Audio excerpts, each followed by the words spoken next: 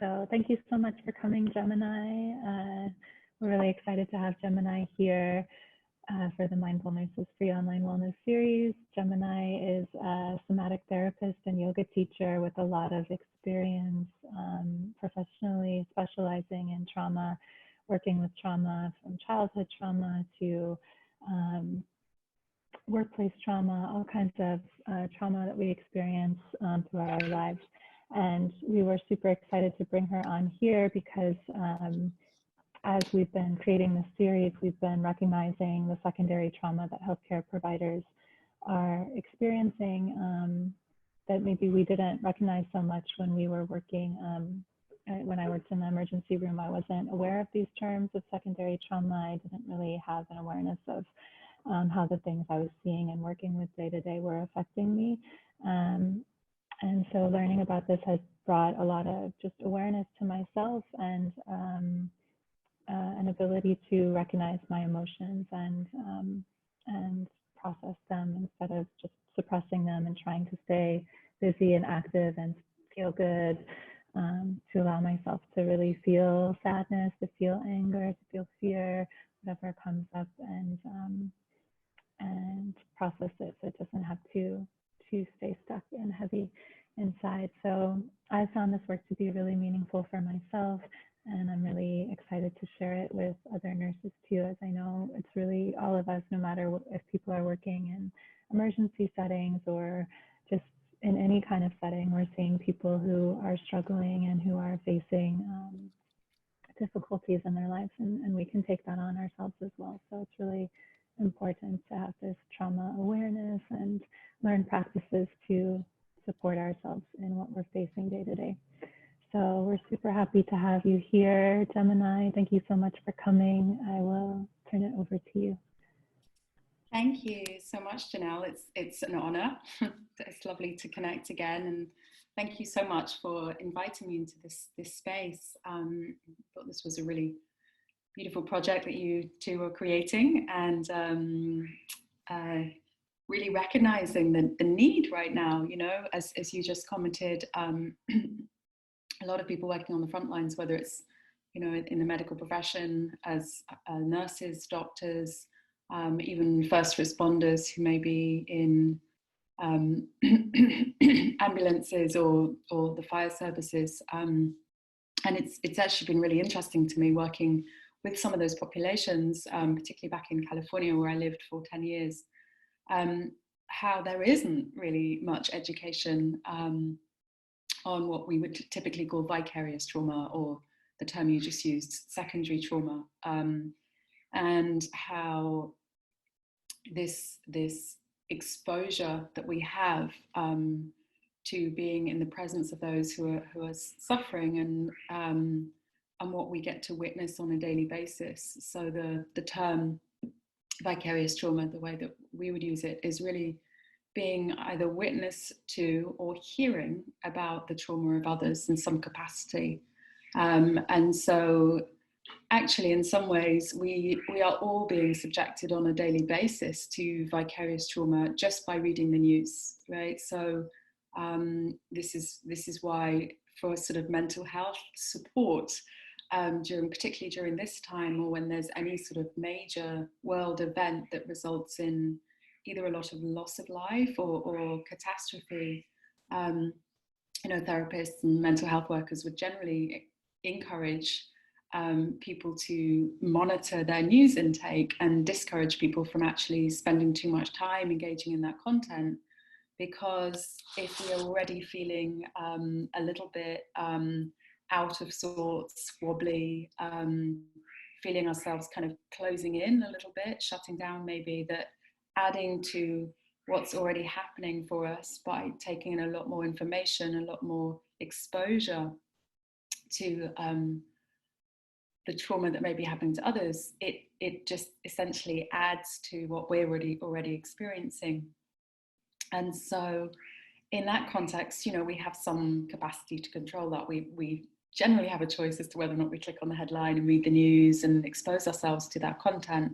But if this is your profession, and it's actually one of the reasons why, particularly in these last 2.5 months, I've had such deep compassion and appreciation for those working in the field, because when you sign up to this kind of career, you really have no choice, right? I mean, you can't sort of wake up in the morning and go, well, I just feel completely overwhelmed today, or I feel really depressed today, so that's it, I'm not participating. That doesn't really seem to be an option.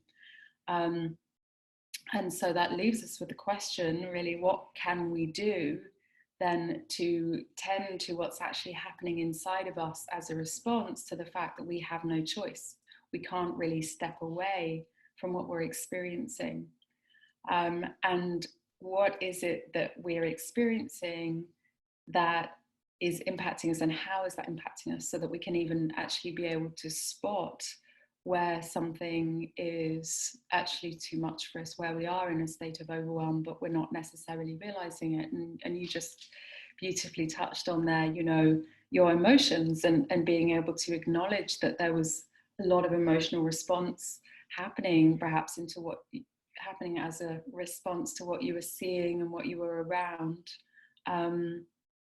And one of the things I think is important to acknowledge is that it doesn't matter how new we are to the profession or how long we've been in the profession. So, you know, we might imagine, well, this is something that would probably affect those that have, you know, fresh to the wards, that haven't really experienced that much in the past. And maybe whereas someone who's been in the career and been in the field for 20 years, you know, well, they've built up a resilience and they'll be okay. And actually, this simply isn't true. It's really vicarious trauma really is very unique to the individual, and the response and what's happening within us can be very extreme or very mild. And one of the things that feeds into that is actually our own personal history, our own personal trauma history. So we sort of acknowledge that when we've had a lot of traumatic experiences of our own, one of two things can happen. We actually may become unbelievably resilient. You know, often these are the strongest people that we know, right? And they just have an incredible capacity to deal with life in certain arenas. And often those people are actually drawn to working in these kind of environments because they actually have such a high threshold of being able to deal with difficult circumstances or very intense emotional circumstances. But that resilience may actually be more of a defense mechanism. It may be actually that it's come out of the capacity to dissociate from our surroundings as a survival strategy that was developed perhaps in early childhood when trauma was taking place. And that may serve someone for an incredible length of time, years, 20 years, for example. And then suddenly one day something just breaks, essentially. And that is because that dissociation is a means of survival. But by dissociating, and I'll explain a bit more what I mean by that, we are having to actually disconnect from our sensations in our body and disconnect from our emotions. So we may be extremely effective at the work we're doing and be highly dissociated, but essentially be completely numb inside. And so it can be that one singular event could trigger that capacity where that structure that we've built as an incredibly effective, brilliant defense mechanism can suddenly crumble and leave us in a state of what on earth just happened, you know, wait, I'm suddenly feeling, or it could push us further into, on the other side of dissociation is what we call the freeze response. And this is where we experience kind of a total sense of like isolation from others. We may feel very, very disconnected from our family members, from society. We may feel completely helpless, like what's the point? There's really no point to anything, to life, to our family, to our career, and possibly even suicidal ideation. And so this is, you know, really important stuff, because we want to really be able to support ourselves and our colleagues and each other in being able to recognize some of the signs and symptoms of what might be happening along the way before we perhaps get to that place.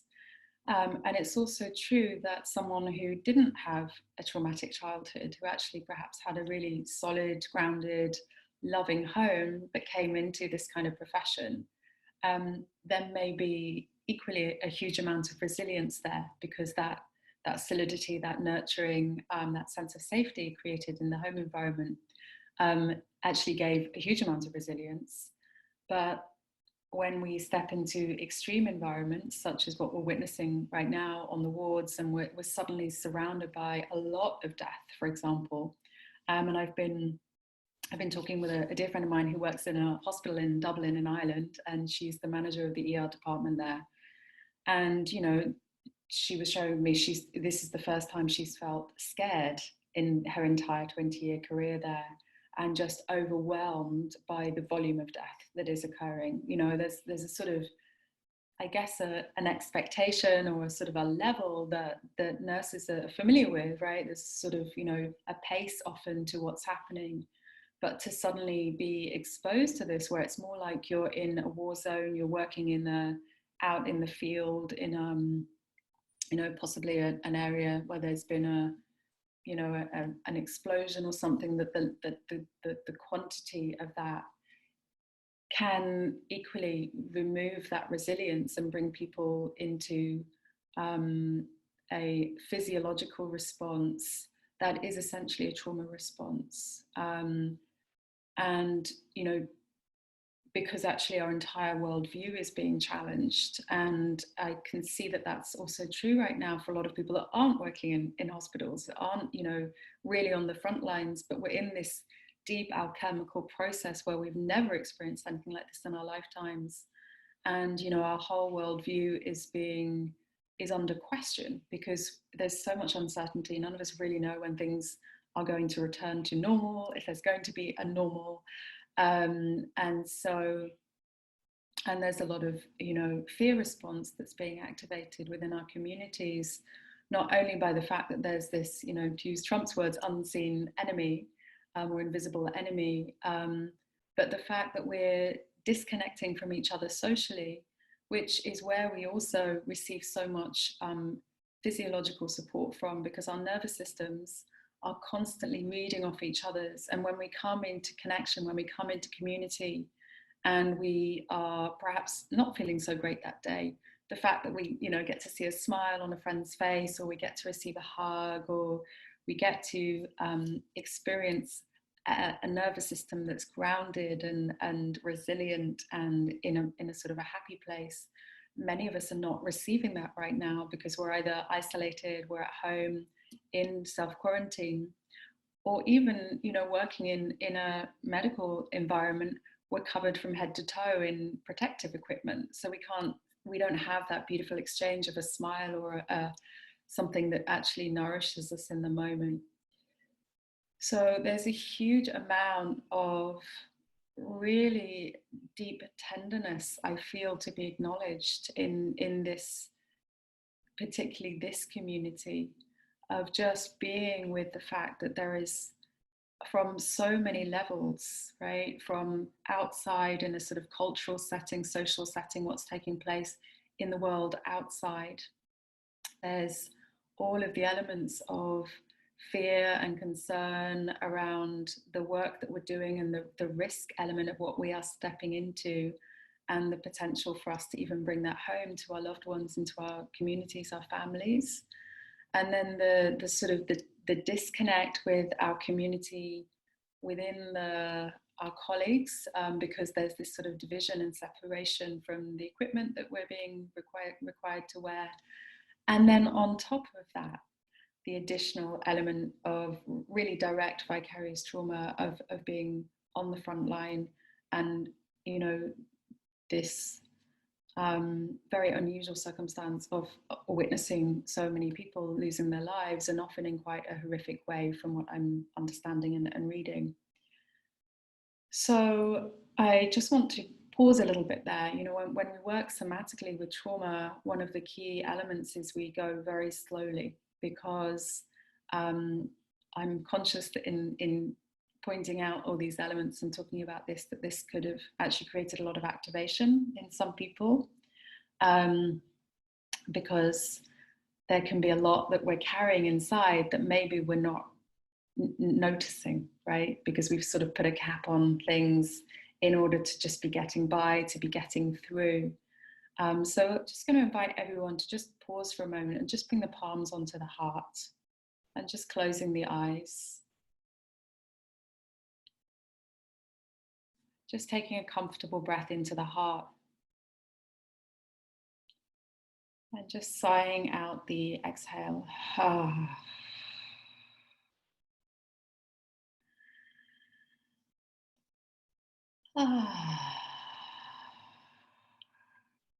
Just taking a moment to notice what's happening within. What sensation is arising? What is the most prominent sensation you're noticing? Maybe your heart rate beating intensely. It may be a constriction in the stomach. You may feel tightness as we've been just acknowledging all these elements that we're dealing with. You may notice that the shoulders have become a little bit crunched up to the ears. Maybe there's a headache or a specific pain somewhere.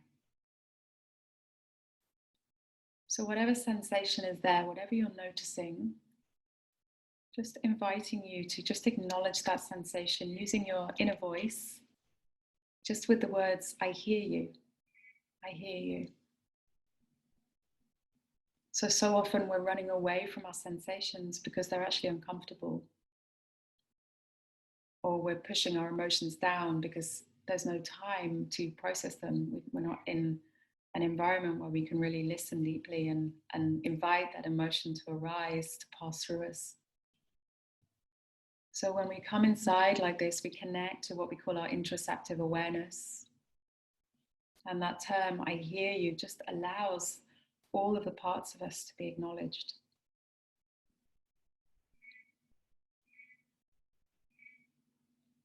And so if you can find the most prominent sensation, the one that's really screaming at you the loudest, and again, just acknowledge it. I hear you. I hear you.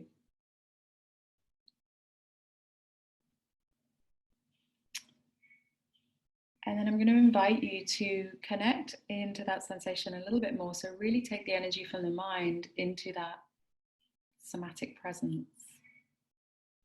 And we're going to ask it the question, what can we bring in for protection? What can we bring in for protection? Would it be an animal, a person, something from nature, or something else? And just see what arises, just see what first comes to the mind.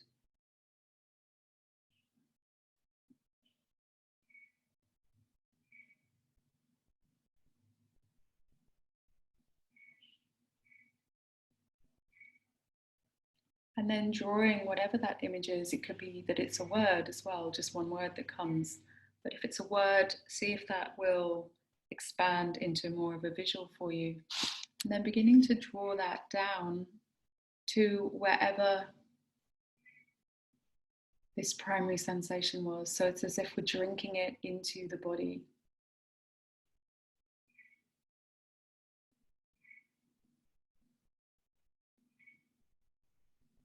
And keep drinking that down a little bit more into the system.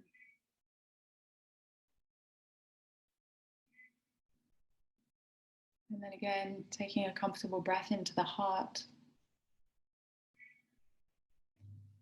And sighing out the exhale.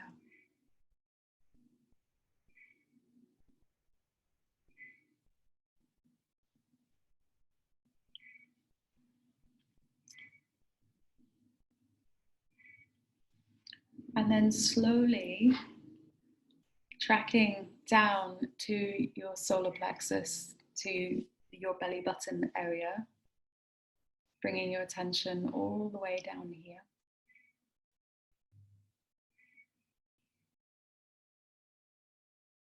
And again, noticing what the sensation is here.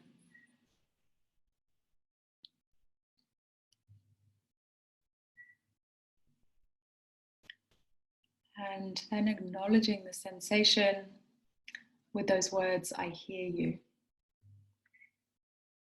I hear you.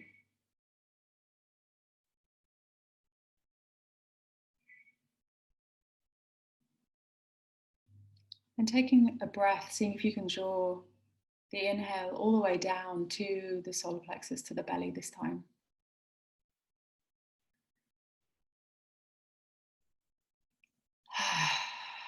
Sighing out the exhale.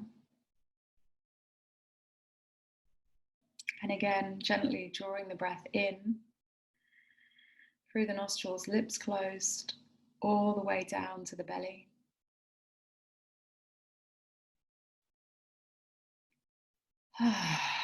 Sighing out the exhale.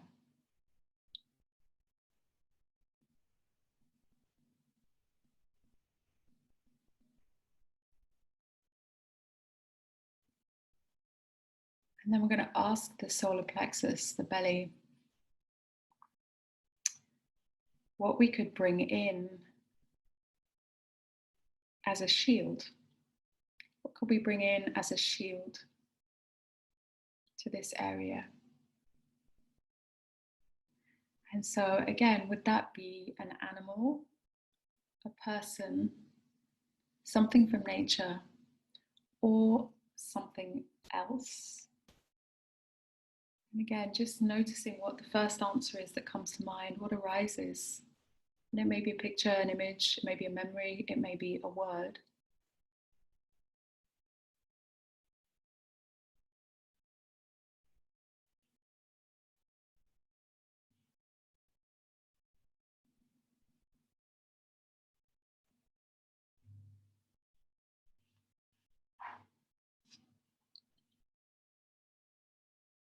And begin to draw that down from the mind's eye in the direction of the solar plexus, belly. Just noticing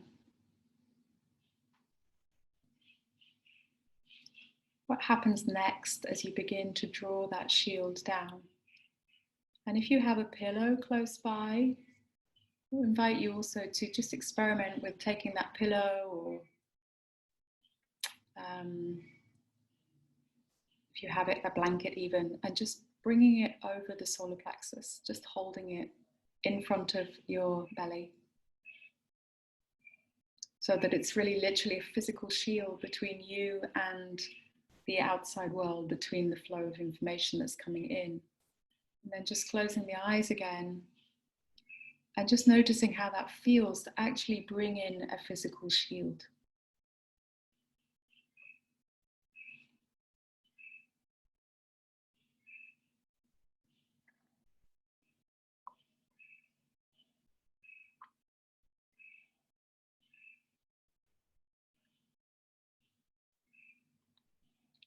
And again, let's just take a comfortable breath all the way down to the solar plexus.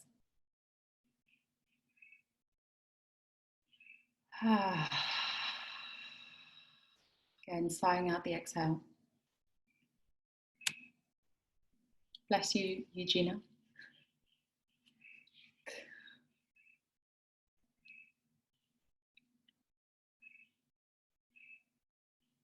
And just noticing what's happening to the belly, to the heart, to the entire torso,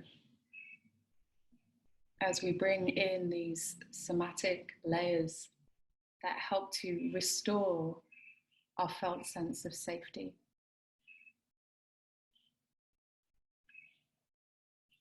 So just becoming aware of any subtle shifts.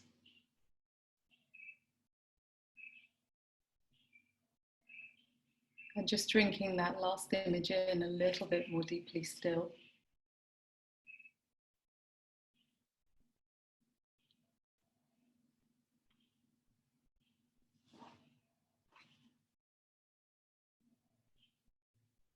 And then slowly,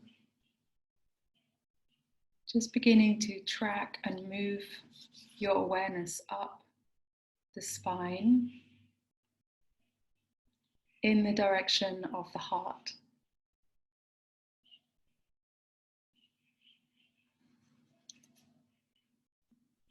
And when you arrive here in the heart,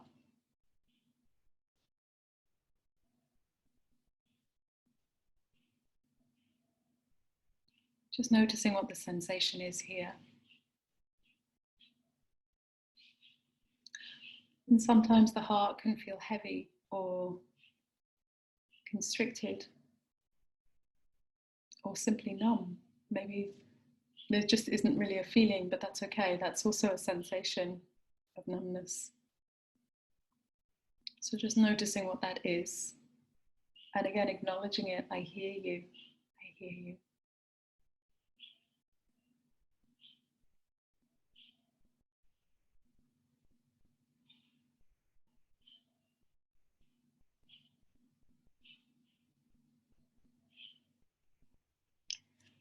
And then subtly bringing your attention to the back of the heart. And this is the place often, it's a little bit like our closets. It's kind of where we stuff the things that we haven't really had time to deal with. Maybe that really ugly pair of shoes we bought in the sale where we were like, well, what was I thinking? And they're just kind of stuffed there at the back of the closet, never been worn.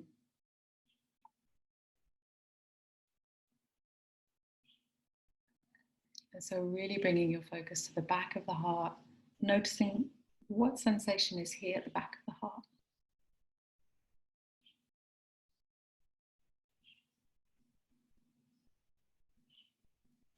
And again, just acknowledging it. I hear you. I hear you.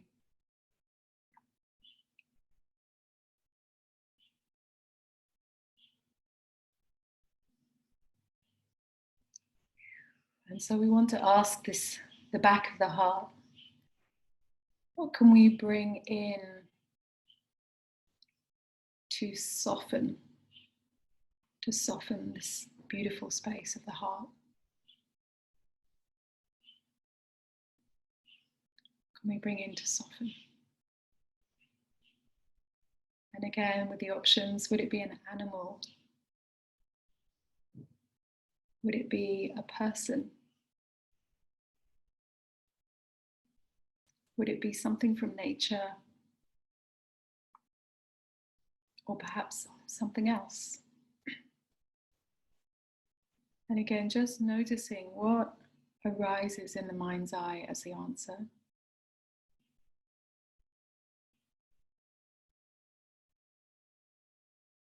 And then slowly beginning to draw that answer from the mind's eye all the way down, gently, slowly, towards the heart.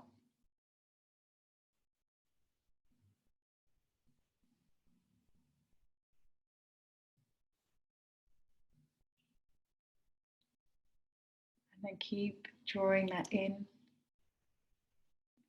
drinking it in deeper still.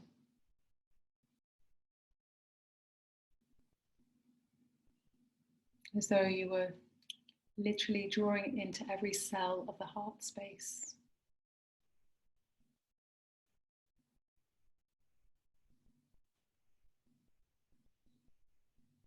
And noticing if emotion arises, to invite that to rise up instead of perhaps trying to push that down in any way.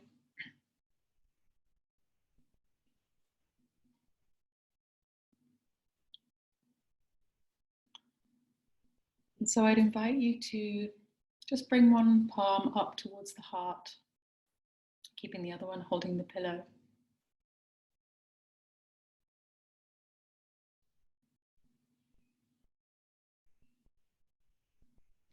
Just taking a moment to notice how your physiology feels from the heart all the way down essentially to the womb, the belly.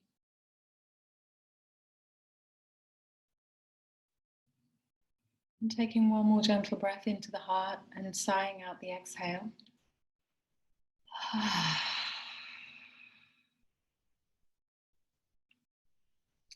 And then taking an internal screenshot. So it's like we're recording what this feels like to have all of these resources fill us up in this way. And to know that this is really working here with the wisdom of your body, showing us exactly what it needs. And oftentimes we try to think our way into what we need. And with this work, we're able to actually draw out from the body the memories, this felt sense, embodied memories of people, places, animals, experiences, things that actually help our system to come back to safety, to come back to presence.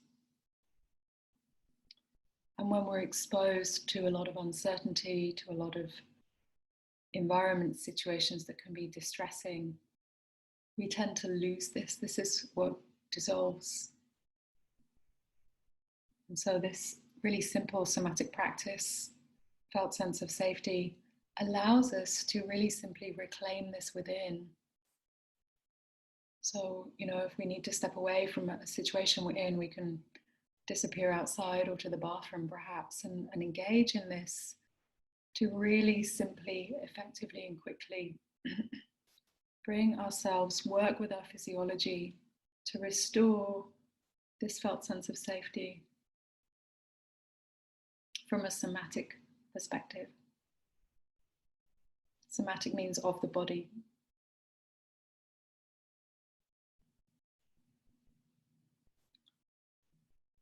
And so just gently, slowly, in your own time,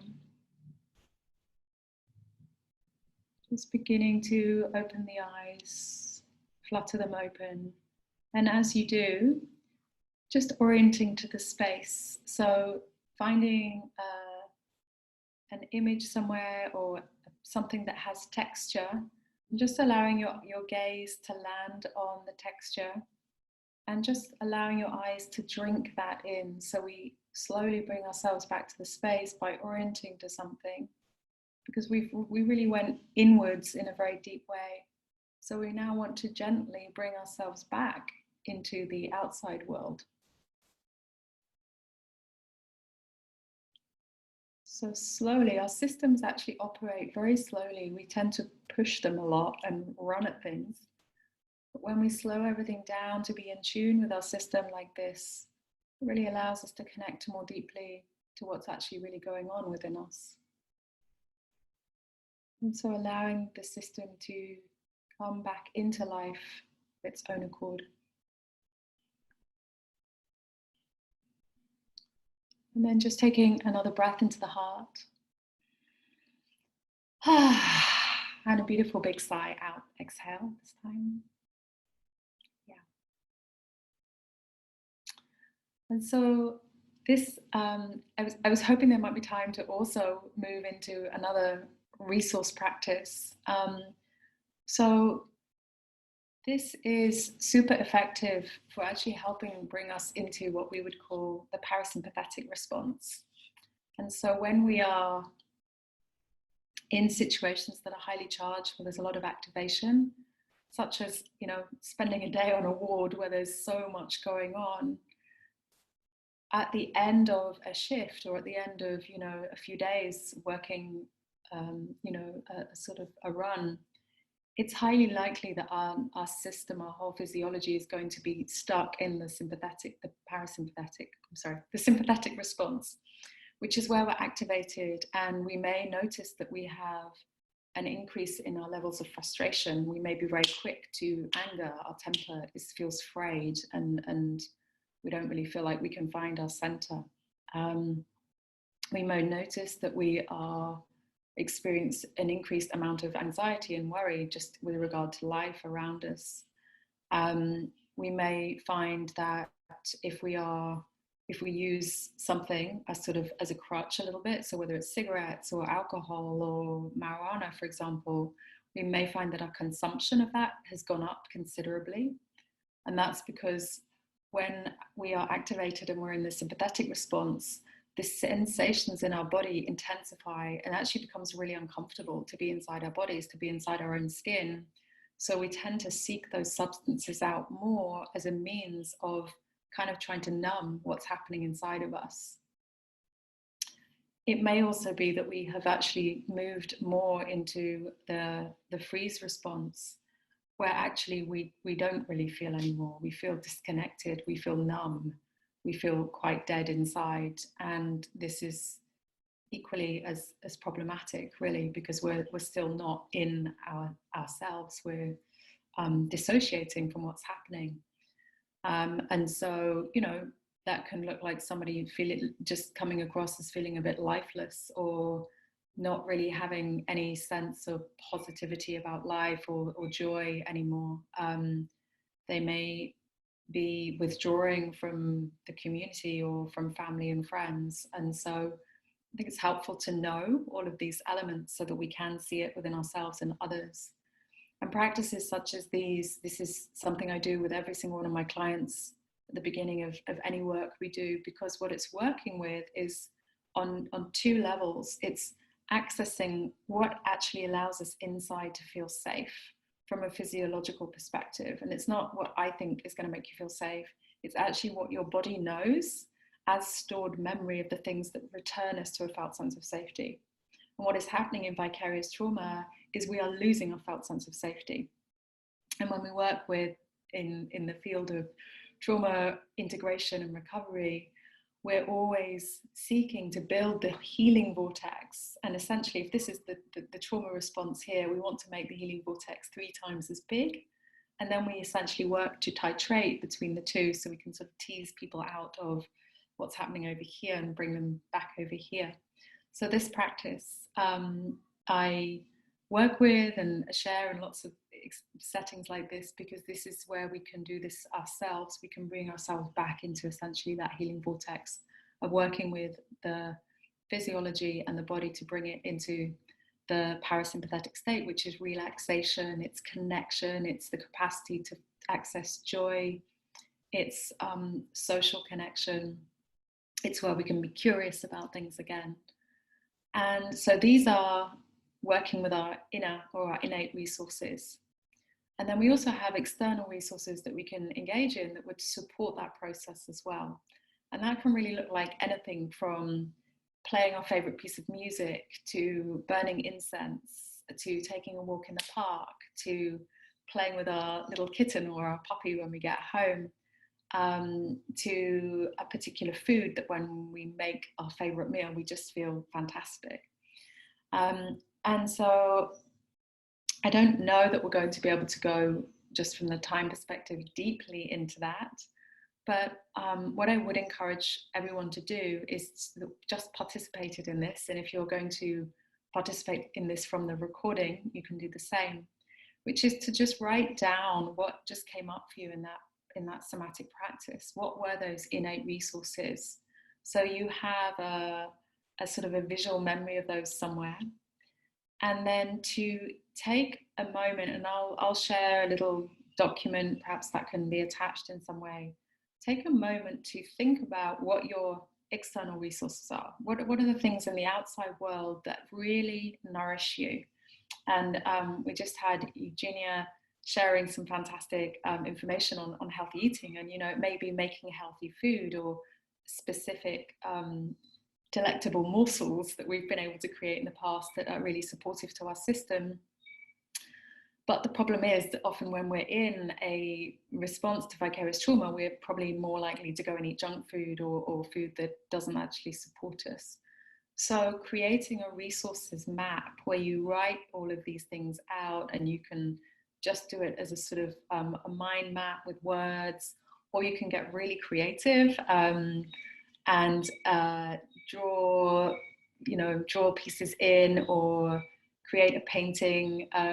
I just was working with a big group on this practice, and everyone is now sharing in the Facebook group their resource maps, and I'm like in awe of this. Some people have done them with all these amazing gifts and other things, but essentially what we're doing is bringing this outside of ourselves, putting it onto a piece of paper, and then we want to put it somewhere really prominent. So maybe in the back door of the bathroom or our kitchen, on the fridge, so that actually as we perhaps slip into that sympathetic state where we're in fight, flight or freeze, and we don't really are fully aware of it, which is often what happens, by seeing this resource map and it just being this wonderful visual reminder, it's a cue to be like, oh, actually, I'm not feeling quite myself today. I am feeling overwhelmed by what's happening or what just happened today. And we can sort of pause, bring ourselves back to ourselves, perhaps engage in this felt sense of safety practice that we just did together. And then recognizing what our external resources are, be reminded, because sometimes we just simply forget, right? We're so caught up in what's happening, we forget that all we have to do is put on, you know, the happy song and do a dance for 5 minutes, and then suddenly everything feels a lot brighter. So by having this somewhere as a reminder, it can really support us by giving us this reminder to work with, so that we can really be supporting our whole system in response to what we're enduring right now. So I'm really happy to answer any questions, or just to hold space if anyone wants to just share what that was like for them to go into that felt sense practice, and what came up for you would also be really great for anyone to just offer a little bit of their experience. I think particularly helpful to those that weren't here being guided through it directly. So if we can open up the space, Janelle, that would be wonderful.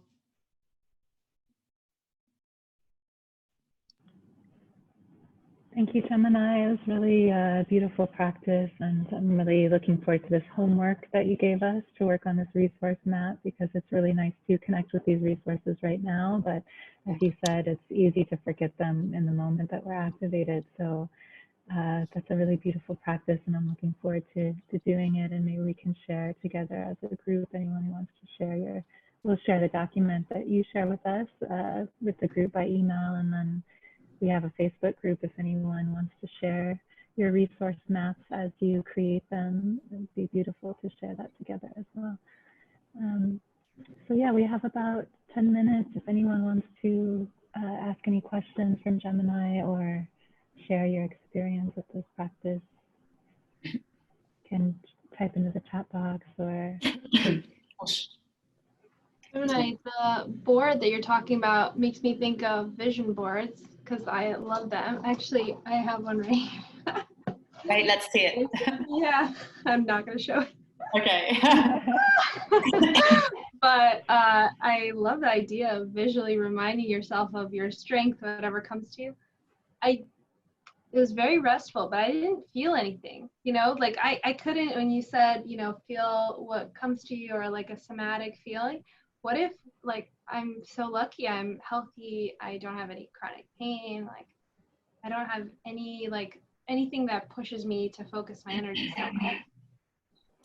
Yeah, I mean, even if we're healthy and things are great, we would still ultimately have sensations happening in our body. So, you know, the sensation might be bubbling sensation, which is joy, or we might find that there is trying to think, a sensation of, you know, a little bit of tightness, for example, which when we tap into it might just be, oh, well, actually, yeah, I had this kind of little altercation with a friend the other day. And so there's always a lot actually going on within us. And we all have a different capacity to connect to our interoceptive awareness. And so there's lots of practices we can do in life that can develop that. So, excuse me a moment. So yoga, movement practices like dance, for example, really helps develop this relationship between the mind and the body. So oftentimes it can be challenging to connect to what's going on in the body for our modern humans because we have spent so much time cultivating the relationship with the mind, right? From the point at which we enter the education system, 90% of the focus is on developing the mind. It's on developing our capacity to access and store and analyze information, which actually disconnects us from our bodies. So oftentimes it takes a little bit of work sometimes to really reestablish that connection. And that's why, and particularly if we have Yeah, so, you know, in a way, I often talk about the fact that our education system is traumatic because it disconnects us from our bodies. So I work a lot with, you know, people like PhDs, for example, who are super brainiac, but also have like horrendous eating habits because they don't even know they have a body. So they don't realize they actually have to take care of this thing that they're inside. And so it can just be that sometimes we're not used to actually going in and really acknowledging our sensations. We're not necessarily aware of what's going on inside us here. And so it's just practice. It's just sort of actually going in and noticing and, oh, okay, I hear you. Like there's a little bit of a sensation. And then actually as we do that, we connect to our body sense, essentially, the sensations grow and we become more aware of them. And that actually allows us to have a deeper relationship to self.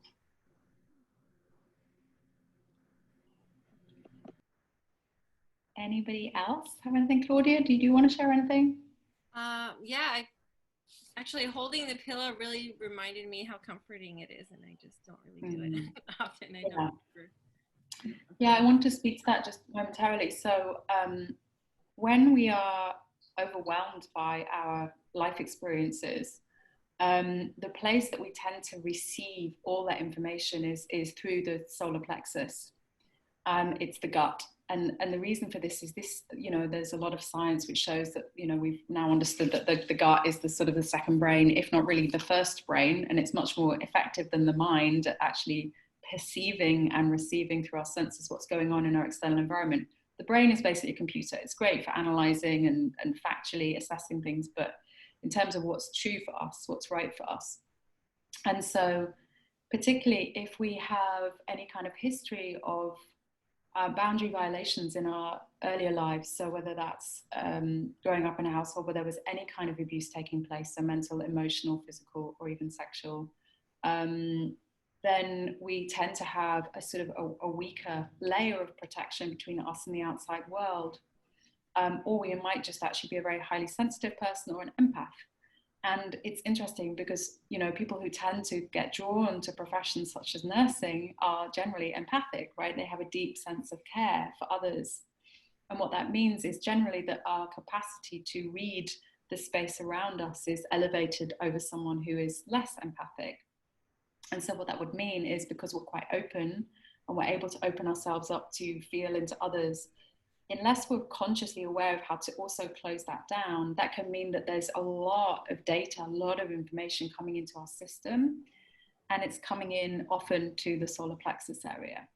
And so one of the reasons we bring a pillow there as protection is it really literally acts as a shield and blocks the flow of information.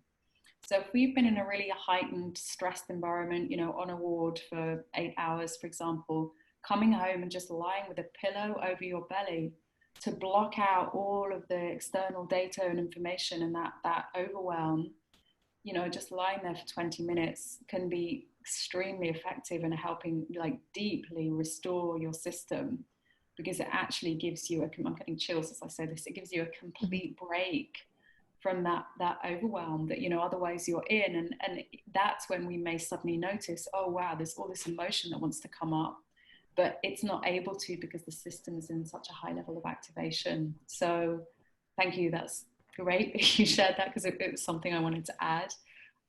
It's a practice I do a lot when I've, you know, particularly if I'm running trainings, for example, and, you know, there's a lot of vicarious trauma happening because people's stuff is coming up in the space. Or I also go and work sometimes in, we lead some trainings where we work with shelters of girls who've been rescued from the sex slave trade, and it's confronting, you know, it's really intense. And even with 20 something years of experience, for me, there's still a lot of activation in the field and triggering. So, you know, I use these practices a lot for my own support, because it's intense working out there in the field, you know, on that end of humanity that really needs help. So really want to just deeply acknowledge that and what this takes, you know, to be a really sensitive person who's got a big heart, who wants to heal, who wants to provide, who wants to care, and being able to manage our own state and keep ourselves well at the same time.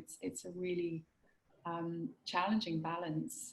So I'm, you know, great credit to both Janelle and Claudia for creating this space to offer this to those who are most likely struggling right now with that balance, because it's a challenging one. Thank you so much for inviting me.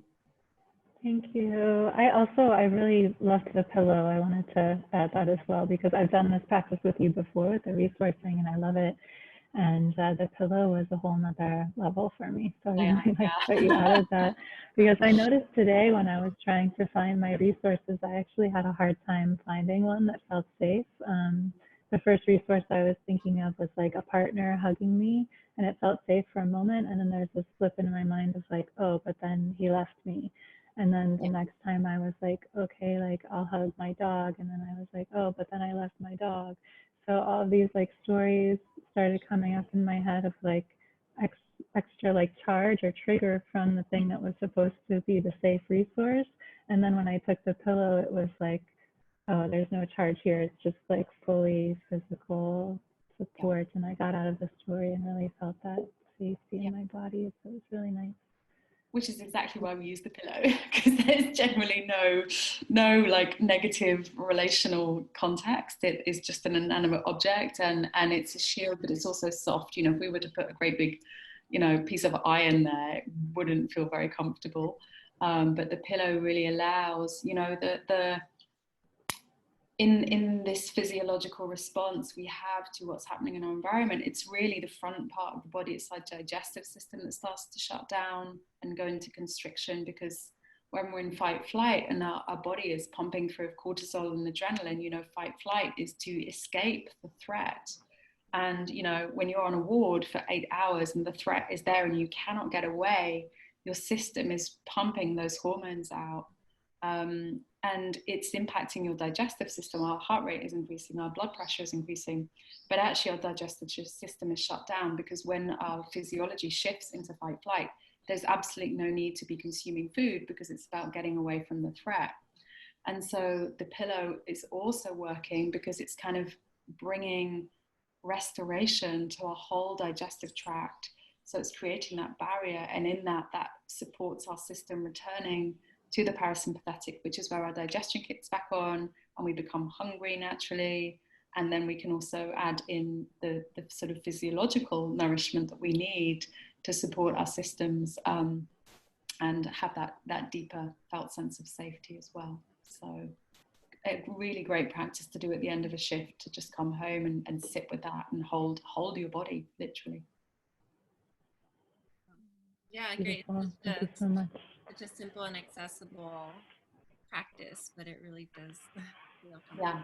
Yeah. Why wait till you're at home? You can grab a pillow from someone's bed and just sit in the cubicle somewhere holding a pillow. Especially in this age right now where we're socially isolated too. I feel like it serves as a hug too. And I think people are going to be socially distancing for a while.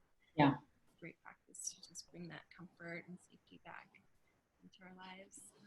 Yeah, and actually, Claudia, that's also really important for people who are really not, you know, experiencing physical contact with anyone.